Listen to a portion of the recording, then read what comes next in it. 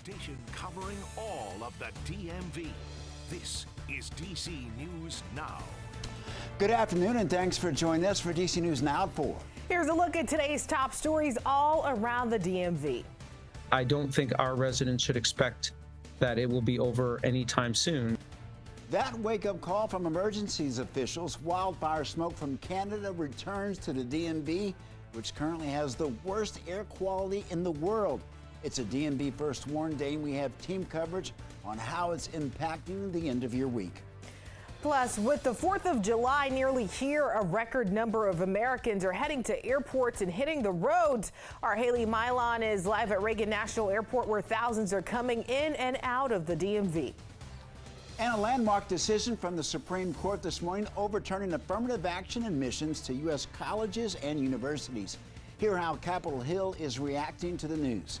And thanks for joining us on this Thursday, a DMV First Warn Day on DC News Now at 4. I'm Mark Hall. And I'm Annalisa Gale. Before we get to your forecast, we're following a developing story just down the hill from our station here in Georgetown. At least 2 firefighters have been hurt in this 2-alarm fire at Restaurante Piccolo on 31st Street in Northwest Washington. DC Fire and EMS says at least 3 additional engines had to be called in to help battle those flames, and we're told the roof and floor collapsed. Of course, we're working to learn more. We have a reporter on the scene. We'll have more details coming up. And Annalisa, let's get back to that air quality alert. Taking a live look now at the Washington Monument. You can hardly see it there through the wildfire smoke hanging in the air. We have deep coverage on this DMV First Warn Day. Our Daniel Hamburg is live at the Georgetown waterfront right now, talking to people in that area. Yeah, but first, let's get to weathercaster Brittany Ward in for Damon Matson today. And Brittany, as this is really still a serious situation. Yeah, Mark, you know, the DMV was under a code red today, and that just means that the air quality was unhealthy for everyone to breathe. So you wanted to make sure you took your time when heading out today. Here's a quick look at our smoke and fire graphic. You can see we're in this lighter grayish color, which means we're seeing the moderate smoke across the DMV. Earlier, we were in the darker gray, which was thick. So slowly starting to see the improvements across portions of the DMV. And that will be the trend as we head through your evening tonight. But for the air quality, it's still pretty bad when you are stepping out the door. You're seeing these reds and this bright pink. Again, that just means it's unhealthy for everyone. So if you do have to go out, it is recommended for you guys to wear a mask and just limit your ability outside. Temperature wise, we are still fairly mild, especially here in the nation's capital. 84 currently in DC, 86 though. As you head over there to Frederick, then we're starting to dip down into the 70s there in Martinsburg, West Virginia, and Winchester, Virginia, 79. Now, as we're going through the rest of your evening, we're going to be seeing a hazy sunset. Temperatures by 8 o'clock dipping down into the lower 80s, and then we finally get into the upper 70s by that 10 o'clock hour, but we'll slowly start to see the smoke work its way out of our area as those winds begin to shift out of the south. That's going to help that smoke move out. So overall, we just have to hold on to the smoke a little bit longer. Lows tonight still dipping down into the 60s across portions of the DMV. 65 is expected to be the low here in the nation's capital. 62 there in Woodstock, as well as Cumberland. 64 as you head over there to Hagerstown. So it's going to be a beautiful night. And then as we look ahead through the next 3 days, those temperatures as we head into your Friday and even your Saturday, they're going to be on the warmer side. We're talking about 90 tomorrow, but we are bringing those storm chances in the forecast. 80s though as you head into Saturday and Sunday, and it looks like we're going to be holding on to those storms as we head into the rest of the work week. So definitely keep it here. We'll break down that weekend forecast and what you guys could expect for the 4th of July weekend coming up. And let's get out to Daniel Hamburg, who is live in Georgetown right now at the waterfront. Daniel, we're warning people again not to be outside. What are you hearing from people who are out there? Well, Annalisa, people out here are still biking. They are running and they are sitting to eat outside here. It is obviously still very smoky out here. I am wearing an N95 mask. As doctors say, if you are going to do anything to protect yourself, it needs to be an N95 or at least one of those KN95s because of the small particles in the air. The advice, of course, is to stay inside as much as you can. This is really, the air quality index right now is at 177. That means it is unhealthy for just about everyone, especially for those with those underlying conditions, including asthma and lung disease, emphysema, that type of, those type of health issues. Of course, doctors say that you really should be monitoring yourself. I've spoken to a lot of people who say that they have had that itchy, scratchy throat and they can kind of smell it or even taste it in the air. So again, the recommendation is not to stay outside as much as you can. Here's what some people we talked with had to say.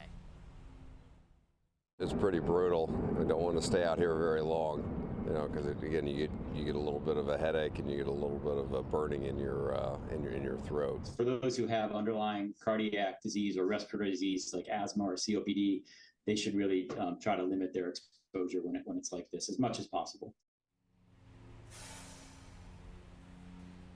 Now, we are in code red today. Tomorrow is projected to be that code orange, but we are currently sitting at the second most polluted city in the world, according to IQ Air. Right behind Detroit, Dubai is right after us. So it is still quite polluted in the air with all of this Canadian wildfire smoke coming down here. So if you don't have to be outside, the advice is, again, don't be outside. And if you do, try to wear one of these masks. We're live in Georgetown. Daniel Hamburg, DC News Now.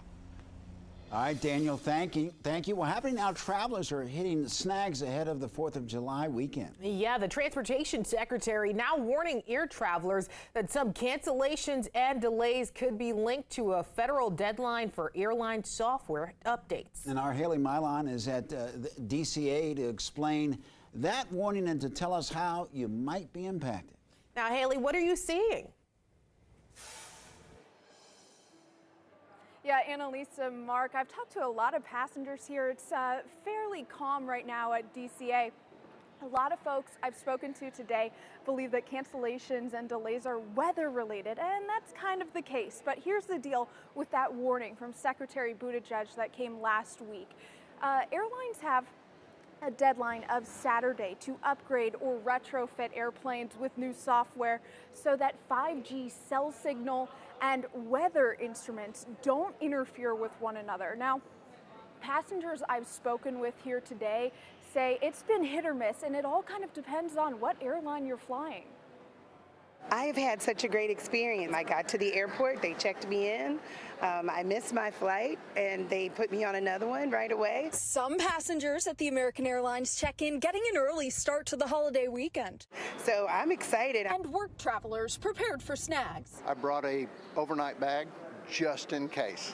No problem at all. To the other side of the terminal, frustrated United Airlines passengers looking for answers. We don't know what's going on. Like, there was no, information. A rough start to the holiday weekend for Edna Opong. 2 flight cancellations and rebooking troubles. It's very frustrating. Very, very frustrating. According to FlightAware, among the DC area airports, 4 flights were canceled and 35 delayed between 11 a.m. and 3 p.m. today. Airlines are facing a July 1st deadline to update software involving planes' weather instruments. Transportation Secretary Pete Buttigieg warned that the deadline could cause significant disruptions. But in a statement to DC News Now, United Airlines says their cancellations stem from bad weather in the Northeast and FAA staffing shortages. Renee Ribatuso travels every year around the 4th of July. Just come early. Just show up early. Solid advice. 500 total flights canceled across the country today. A reminder that if you are suffering from a cancellation, you are entitled to a refund. Now, you can always check flightaware.com. I'm going to link that information over on DC News Now. From DCA, I'm Haley Milon, DC News Now. Haley, thank you again. Experts are predicting record high numbers of travelers on the roads and in airports this weekend. So what are the best ways to travel if you want to avoid the rush? NerdWallet says today and tomorrow are the absolute worst times to fly, as well as this coming Monday. the 3rd. And as far as the best days, fly this Saturday or even on the 4th if you can. And for those return trips, avoid next Thursday and Sunday and try to fly back on a Friday or Saturday.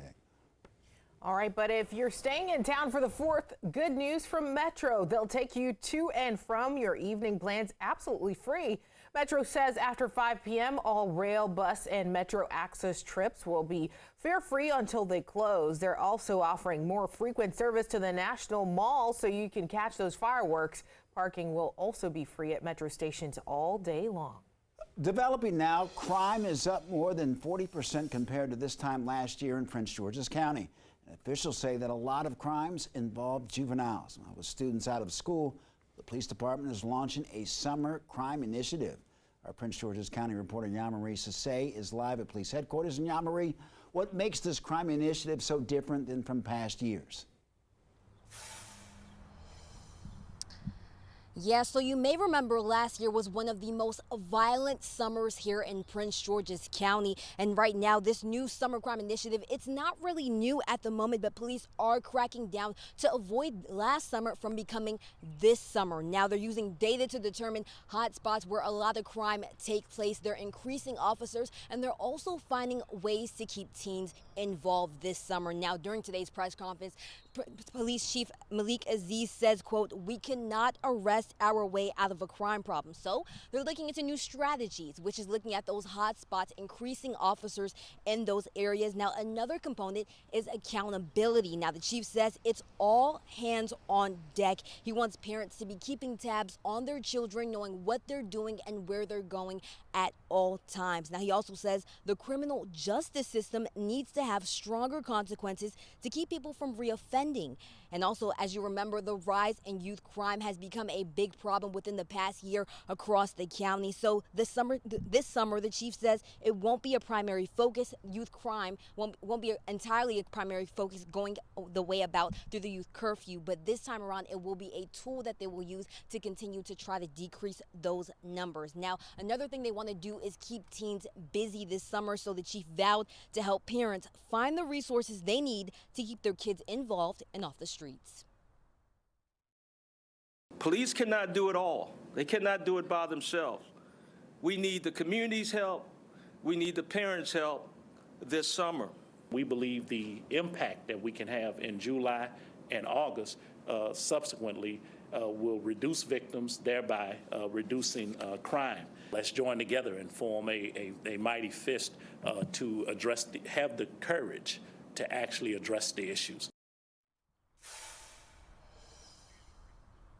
Now, they've already kind of done a soft launch of this summer crime initiative, but it will go fully into effect this holiday weekend. And coming up on 5 at 6, I'll tell you more on whether this plan will be effective or not. For now, reporting in Upper Marlboro, Maryland, I'm Yamari Sase, DC News Now.